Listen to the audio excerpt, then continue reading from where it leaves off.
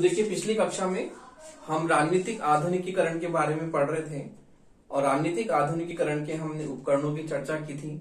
उसमें हमने पहला उपकरण पढ़ा था अभिजन वर्ग। किस प्रकार से राजनीतिक आधुनिकीकरण में अभिजन वर्ग जो है बहुत ही महत्वपूर्ण साधन है और किस प्रकार वो संख्या में अल्प होने के बावजूद भी राजनीतिक व्यवस्था में उनका महत्वपूर्ण प्रभाव होता है और वो पूरी तरह से जो है राजनीतिक क्षेत्र को पूरी तरह से प्रभावित करते हैं। अगला है बुद्धिजीवी वर्ग। तो देखिए अगला उपकरण हम पढ़ते हैं बुद्धिजीवी वर्ग। बुद्धिजीवी वर्ग। तो देखिए राजनीतिक आधुनिकीकरण का अगला जो उपकरण है वो है बुद्धिजीवी वर्ग।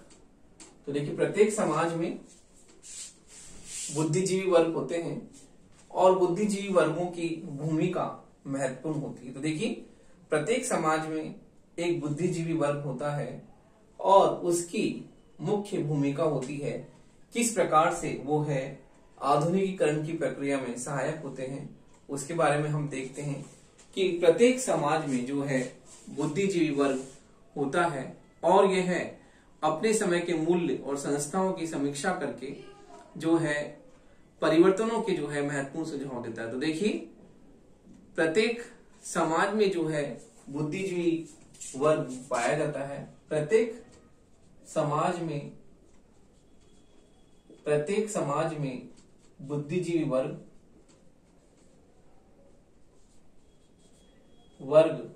पाया जाता है और यह अपने समय के बुद्धिजीवी वर्ग पाया जाता है और यह अपने समय के मूल्यों एवं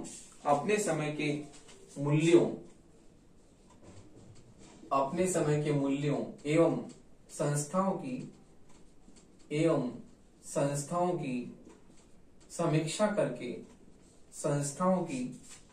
समीक्षा करके उनमें महत्वपूर्ण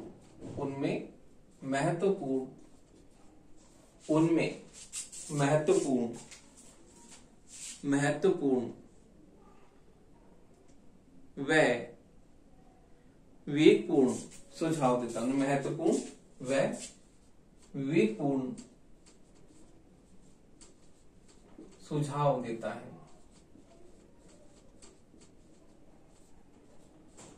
देखिए राजनीतिक आधुनिकीकरण का जो दूसरा अभिकरण साधन है वो है बुद्धिजीवी वर्ग। प्रत्येक समाज में बुद्धिजीवी वर्ग पाया जाता है। ऐसा वर्ग जो कि चिंतन के स्तर पर जो है बहुत ही प्रबुद्ध होता है और उनका चिंतन समाज को किस प्रकार से एक नई दिशा देता है, क्योंकि उनमें चिंतन के स्तर पर बौद्धिक स्तर पर इतने वो प्रखर होते हैं, इतने वो जो है तीव्र होती है उनकी बुद्धि कि किस प्रकार से समसामयिक विषयों के बारे में वो अपने सुझाव देते हैं।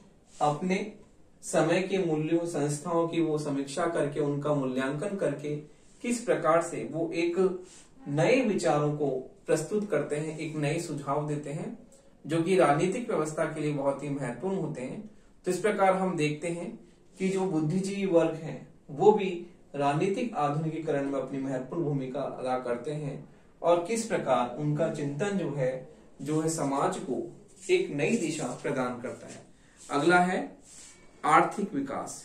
तो देखिए आर्थिक विकास की हम बात करते हैं कि राजनीतिक व्यवस्था को आर्थिक विकास भी जो है एक महत्वपूर्ण गति प्रदान करता है। तो देखिए आर्थिक विकास की हम बात करते हैं कि आर्थिक विकास जो है वो किस प्रकार से राजनीतिक व्यवस्था को जो है एक नए स्वरूप में किस प्रकार से उसका महत्वपूर्ण उसे परिवर्तित करता है, उसे गति प्रदान करता है। तो देखिए आर्थिक विकास का ही महत्वपूर्ण जो है महत्व है। तो आर्थिक विकास का अर्थ है किसी राजनीतिक व्यवस्था में मौजूद एवं राजनीतिक व्यवस्था में मौजूद उत्पादन की तकनीक एवं किसी भी आर्थिक विकास का तात्पर्य है आर्थिक विकास का तात्पर्य है किसी भी राजनीतिक व्यवस्था में किसी भी राजनीतिक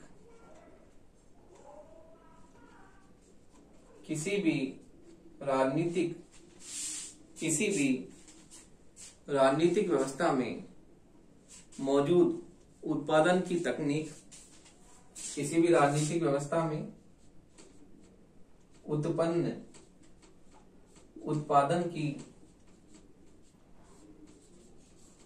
क्षमता एवं उत्पादन की क्षमता एवं उत्पादन की तकनीक उत्पादन की क्षमता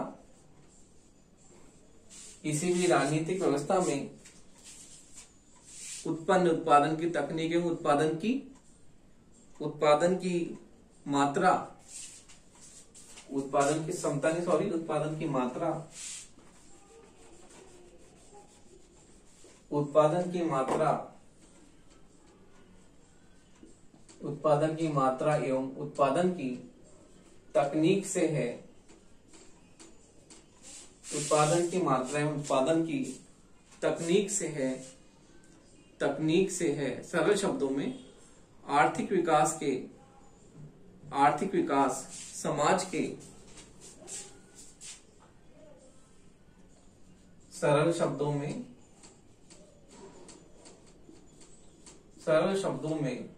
आर्थिक विकास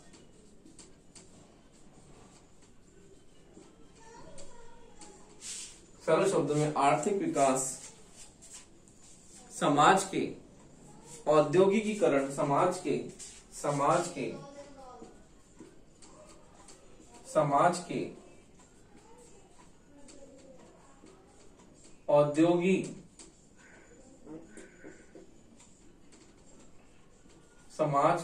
औद्योगिकरण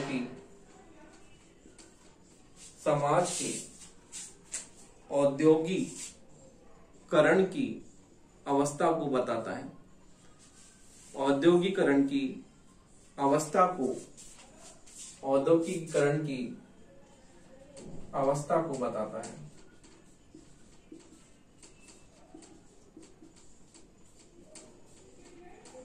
तो देखिए आर्थिक विकास समाज के औद्योगिकरण की अवस्था को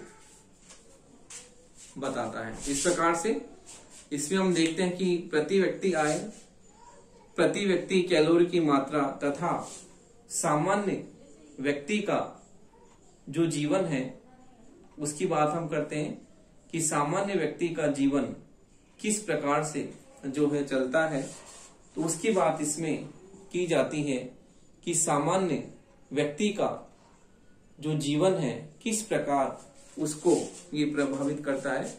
सामान्य व्यक्ति के जीवन स्तर को इसमें शामिल किया जाता है। तो हम देखते हैं कि आधुनिकीकरण में प्रति व्यक्ति आय, प्रति व्यक्ति कैलोरी जो है राज्य द्वारा जो दी जाती है उसकी बात हम करते हैं कि इसमें किस प्रकार से आर्थिक व्यवस्था उत्पादन की मात्रा में उत्पादन की तकनीक से इसका मतलब है। लेकिन आर्थिक विकास समाज के औद्योगिकरण की अवस्था को बताता है, क्योंकि हम देखते हैं आर्थिक व्यवस्था में प्रति व्यक्ति आय, प्रति व्यक्ति कैलोरी इन सब की बात करते हैं कि समाज में किस प्रकार से जो है व्यक्ति के आर्थिक अवस्था में क्या सुधार किया जा रहा है उसकी बात हम करते हैं कि प्रति व्यक्ति आय क्या है, कैलोरी क्या दी जाती है, प्रति व्यक्ति कैलोरी की बात हम करते हैं। तो इस प्रकार राज्य द्वारा व्यक्ति के आर्थिक जीवन स्तर को किस प्रकार से सुधारने का प्रयत्न किया जा रहा है उसकी बात हम करते हैं। आर्थिक विकास भी जो है वो राजनीतिक व्यवस्था का विभिन्न एक महत्वपूर्ण जो है एक उपकरण है। अगला हम देखते हैं कि राजनीतिक विचारधारा। तो देखिए राजनीतिक विचारधारा भी इसका महत्वपूर्ण एक उपकरण है। राजनीतिक विचारधारा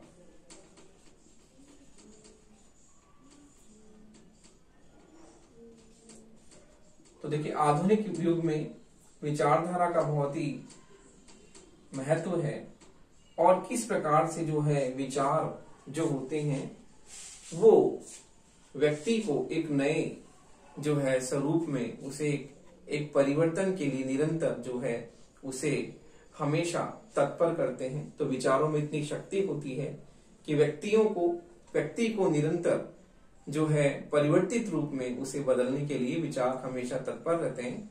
तो हम एक विचारधारा की बात करते हैं। विचारधारा की भी बहुत महत्वपूर्ण भूमिका होती है और विचारधारा राजनीतिक आधुनिकीकरण में हम विचारधारा की महत्वपूर्ण बात स्वीकार करते हैं और हम ये देखते हैं कि विचारधारा का बहुत ही महत्वपूर्ण भूमिका होती है। और हम देखते हैं कि राजनीतिक दल जो होते हैं वो किसी भी राजनीतिक विचारधारा को जो है राजनीतिक आधुनिकीकरण की प्रक्रिया को तीव्र करने के लिए हमेशा तत्पर रहते हैं। तो देखिए राजनीतिक दल जो होते हैं, राजनीतिक दल किसी न किसी विचारधारा पर आधारित होते हैं। राजनीतिक दल किसी न किसी विचारधारा पर आधारित होते हैं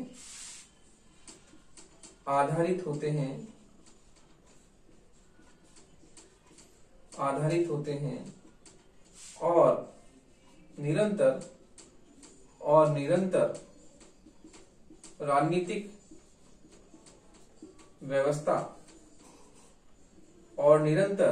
राजनीतिक व्यवस्था के आधुनिकीकरण के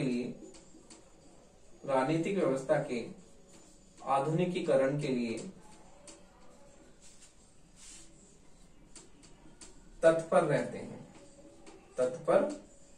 हैं। तो देखिए वर्तमान में आधुनिक युग जो है विचारधारा का युग है और इसमें विचारधारा जो होती है बहुत ही महत्वपूर्ण कारक होती है। और वर्तमान में हम देखते हैं कि राजनीतिक व्यवस्था में जो राजनीतिक दल जो होते हैं वो किसी न किसी विचारधारा पर आधारित होते हैं। जैसे कि हम देखें इंडिया में बीजेपी है, कांग्रेस है, अन्य जो और भी बसपा, सपा, अन्य मैं आपको उदाहरण दे रहा हूं कि ये दल जो हैं किसी न किसी विचारधारा पर आधारित होते हैं और उसी विचारधारा पर वो अपनी पार्टी को क्या करते हैं, संगठित करते हैं और अपनी पार्टी को उसी विचारधारा पर संगठित करके उनकी एजेंडे में क्या क्या बातें होती हैं वो उनकी विचारधारा पर आधारित होती हैं कि किस प्रकार से उनके उद्देश्य, लक्ष्य क्या हैं, तो स्पष्ट रूप से उनके एजेंडे में समाहित होते हैं। तो इस प्रकार हम देखते हैं कि विचारधारा का आधुनिक समय में बहुत ही महत्वपूर्ण भूमिका है और राजनीतिक दल भी किसी न किसी विचारधारा पर आधारित होते हैं और निरंतर राजनीतिक व्यवस्था के आधुनिकीकरण के लिए तत्पर रहते हैं कि वो किस प्रकार से राजनीतिक आधुनिकीकरण के लिए जो है अपनी विचारधारा में किस प्रकार से जो है वो परिवर्तन कर सके या किस प्रकार से अपने विचारधारा में परिवर्तन को समाहित कर सकें। तो देखिए अगला जो हम देखते हैं अभिकरण, वो देखते हैं अगला अभिकरण है संचार के साधन। तो देखिए संचार के साधन जो हैं वो भी बहुत महत्वपूर्ण होते हैं। देखिए संचार के साधन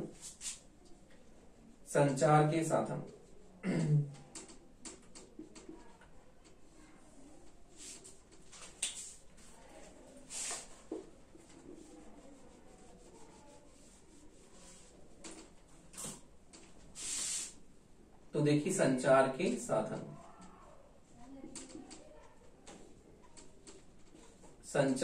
साधन तो देखिए प्रेस, रेडियो, समाचार पत्र, प्रेस, रेडियो, समाचार पत्र, प्रेस, रेडियो, समाचार पत्र, सिनेमा, दूरदर्शन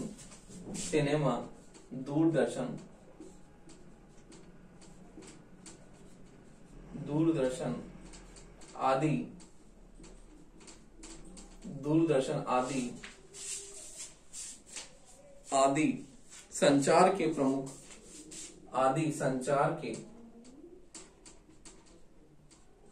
संचार के प्रमुख आधुनिक साधन है।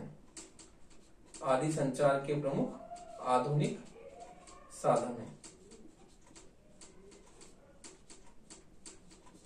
तो देखिए, संचार के साधन बहुत ही महत्वपूर्ण अभिकरण है राजनीतिक आधुनिकीकरण के, और इन संचार के साधनों द्वारा राजनीतिक आधुनिकीकरण जो है बहुत ही महत्वशाली हो जाता है, क्योंकि जो है ये साधन किसी परंपरागत समाज के आधुनिकीकरण में महत्वपूर्ण भूमिका निभाते हैं और समाज का आधुनिकीकरण राजनीतिक आधुनिकीकरण की प्रक्रिया को जो है बहुत ही सरल बना देता है। तो देखिए, राजनीतिक आधुनिकीकरण की प्रक्रिया को सरल बनाने में इन संचार के साधनों का बहुत ही महत्वपूर्ण योगदान है। प्रेस, रेडियो, मीडिया, समाचार पत्र, सिनेमा, दूरदर्शन आदि जो संचार के साधन हैं वो राजनीतिक आधुनिकीकरण को बहुत ही सरलीकृत बना देते हैं और इनकी महत्वपूर्ण भूमिका होती है। तो देखिए, इन संचार के साधनों का प्रयोग करके कोई भी राजनीतिक व्यवस्था जो है वो अपने आधुनिक स्वरूप में जो है निरंतर प्रयत्नशील रहती है, और ये संचार के साधन बहुत ही महत्वपूर्ण भूमिका अदा करते हैं। संचार के आधुनिक साधन जो होते हैं समाज के विभिन्न वर्गों में मूल्यात्मक एकता स्थापित करते हैं और संपूर्ण समाज में राष्ट्रीय एकीकरण की भावना को किस प्रकार से वो प्रभावित करते हैं। तो इस प्रकार संचार के साधन राजनीतिक आधुनिकीकरण में अपनी महत्वपूर्ण भूमिका अदा करते हैं, और जो है इन संचार के साधनों द्वारा राजनीतिक आधुनिकीकरण बहुत ही सरल रूप में अभिव्यक्त होता है। अगला जो है इसका पॉइंट हम देखते हैं कि अगला इसका पॉइंट है सामाजिक गतिशीलता। तो देखिए, सामाजिक गतिशीलता जो है हम देखते हैं कि वो क्या है। तो देखिए, अगला उपकरण है सामाजिक गतिशीलता।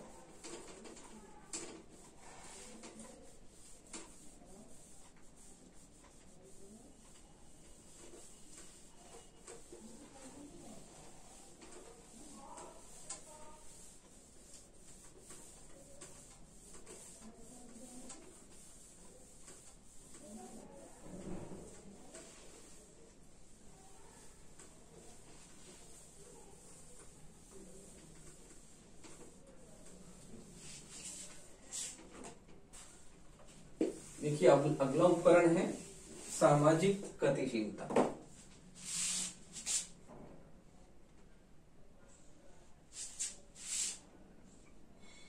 सामाजिक गतिशीलता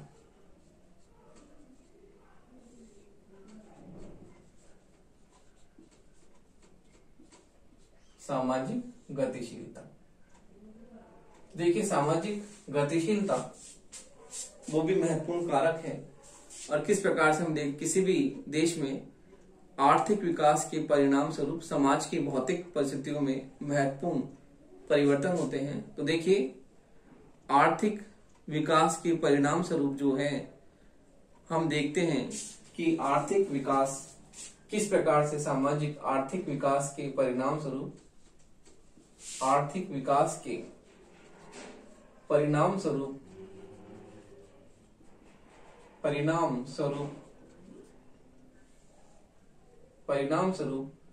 राजनीतिक व्यवस्था में परंपरागत मूल्यों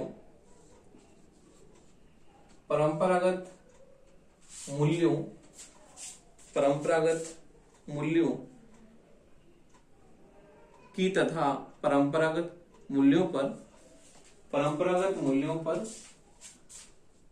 नए मूल्यों की स्थापना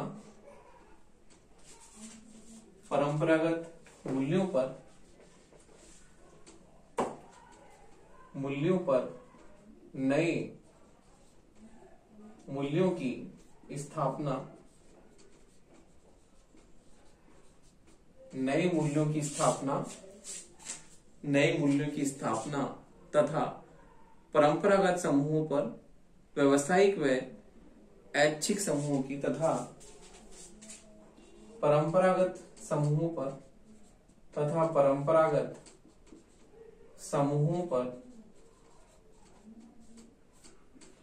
ऐच्छिक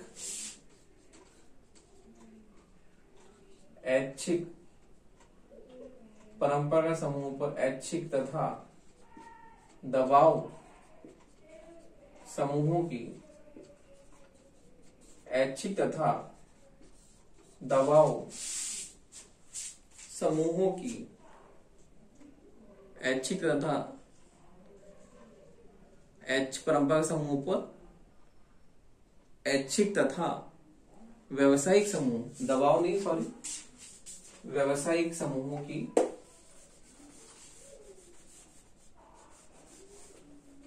ऐच्छिक तथा व्यवसायिक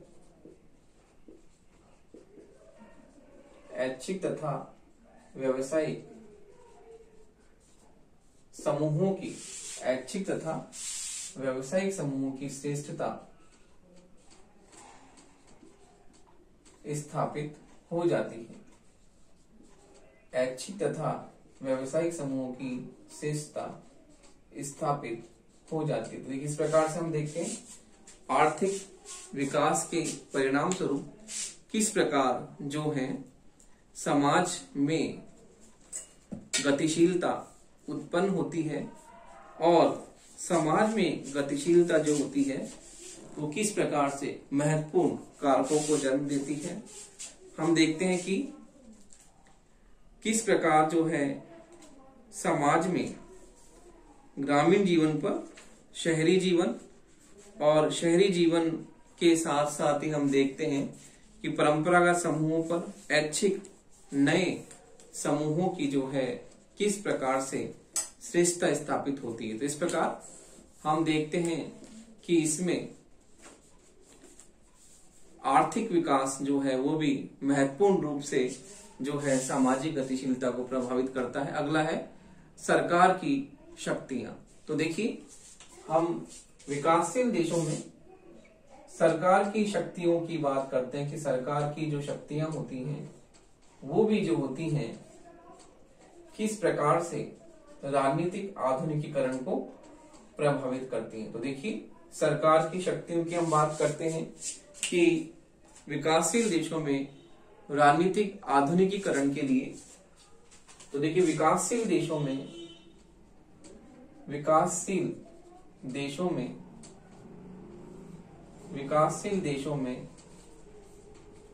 राजनीतिक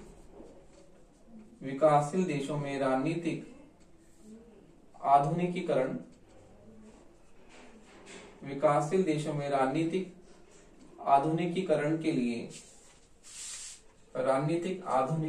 के लिए सरकार की शक्तियों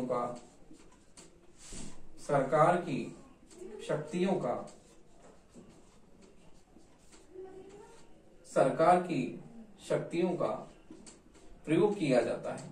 सरकार की शक्तियों का प्रयोग किया जाता है। तो देखिए हम देखते हैं कि जो सरकार की शक्तियां जो होती हैं वो भी विकासशील देशों में राजनीतिक आधुनिकीकरण का महत्वपूर्ण अभिकरण है और वो किस प्रकार से राजनीतिक व्यवस्था को जो है आधुनिकीकृत स्वरूप में जो है उसके परिवर्तन के लिए प्रयत्नशील रहती हैं। तो देखिए हम देखते हैं कि किस प्रकार से जो है इन देशों में, विकासशील देशों में, जैसे हम देखते हैं कि तानाशाही सरकार की बाध्यता शक्ति के द्वारा अपने समाज का औद्योगिकीकरण की चेष्टा की जाती है। इन देशों में हम देखते हैं सामाजिक कुरीतियों के अंत तथा शिक्षा के प्रसार के लिए जो है दंडात्मक साधन का प्रयोग किया जाता है।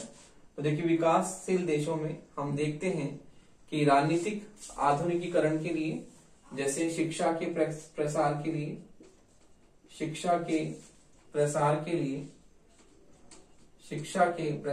लिए तथा सामाजिक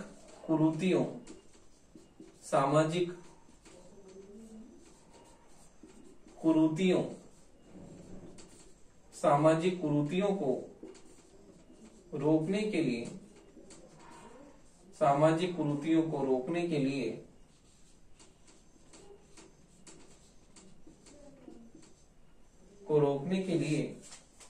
सरकार की कुरीतियों को रोकने के लिए सरकार की दंडात्मक शक्ति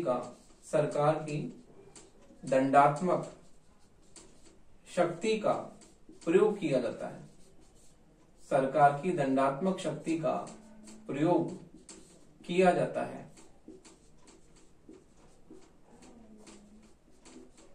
देखिए, इस प्रकार से हम देखते हैं कि राजनीतिक आधुनिकीकरण, विकासशील देशों में राजनीतिक आधुनिकीकरण के लिए सरकार की शक्तियों का प्रयोग किया जाता है। जैसे हम देखते हैं कि कई विकासशील देश ऐसे हैं जहां पर शिक्षा का प्रसार नहीं होता और समाज जो है शिक्षा के प्रसार के कारण पिछड़ जाता है, और सामाजिक कुरीतियां जो होती हैं वो सामाजिक कुरीतियों का समाज जो है अंधविश्वासों का जड़ता के साथ पालन करता है, और जड़ता के साथ पालन करने के कारण समाज में हम देखते हैं परिवर्तन नहीं होता, और समाज में जो है किस प्रकार से जो है समाज पिछड़ेपन में जो है निरंतर जो उसी में वो समाज बना रहता है और निरंतर पिछड़ता रहता है। तो इस प्रकार से समाज जो है कुरीतियों को, सामाजिक कुरीतियों को रोकने के लिए, अंधविश्वासों को रोकने के लिए और शिक्षा के प्रसार के लिए सरकार जो होती है वो कदम उठाती है।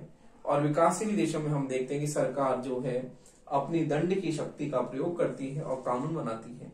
जैसे कि भारत में भी जो है बाल विवाह पर अधिनियम बनाया गया, और किस प्रकार से दहेज प्रथा के बारे में हम अधिनियम जो है बनाए गए सरकार के द्वारा। तो इस प्रकार हम देखते हैं कि जो सामाजिक कुरीतियां हैं और किस प्रकार से अंधविश्वास है, शिक्षा का प्रसार जो है करना होता है, तो उसके लिए सरकार दंड की शक्ति का प्रयोग करती है कि समाज को आधुनिकीकरण की दिशा में ले जाने के लिए समाज जो है आधुनिक बन सके, और समाज में जो पुराने विचार, पुराने मूल्य, पुराने जो आदर्श है उनके स्थान पर जो है आधुनिक स्वरूप में जो है समाज में नए मूल्यों की स्थापना हो, नए आदर्शों की स्थापना हो और समाज आधुनिक बन सके।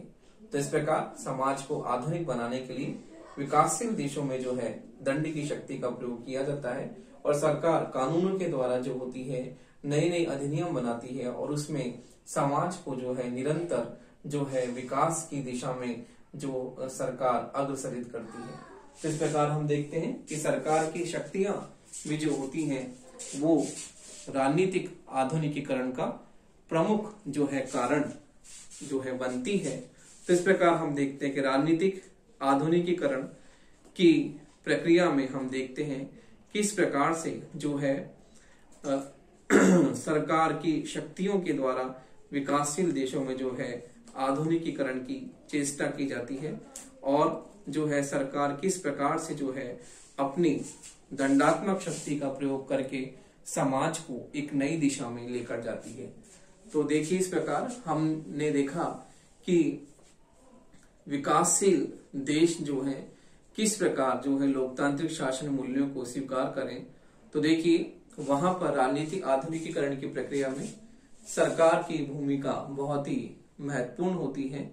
तो सरकार जो होती है लोकतांत्रिक विचारधारा पर आधारित होने के कारण वो इन प्रयासों को करती है, और हम देखते हैं कि कहीं पर डिक्टेटरशिप है, तानाशाही व्यवस्था है, तो वहां पर भी जो होती है जनता जो होती है किस प्रकार से जो है परिवर्तन करती है, और सरकार का तख्ता पलट करके लोकतांत्रिक मूल्यों और लोकतांत्रिक आदर्शों पर आधारित जो है नई राजनीतिक व्यवस्था को क्या करती है, उसकी संरचना करती है। तो देखिए, इस प्रकार से राजनीतिक आधुनिकीकरण के विभिन्न उपकरण, विभिन्न साधन हमने पढ़े, और ये राजनीतिक आधुनिकीकरण को पूरी तरह से जो है उसे आधुनिक रूप में बनाने के लिए इन अभिकरणों का महत्वपूर्ण जो है योगदान है, और इन अभिकरणों की जो हम देखते हैं महत्व बहुत ही ज्यादा है, क्योंकि किसी भी विकासशील देश की राजनीतिक व्यवस्था इन अभिकरणों के आधार पर इन उपकरणों के आधार पर, इन साधनों के द्वारा हम किसी भी देश की विकासशील देश की राजनीतिक व्यवस्था को जो है विकसित और आधुनिकीकरण से युक्त उसे आधुनिकीकरण की ओर लेकर जा सकते हैं।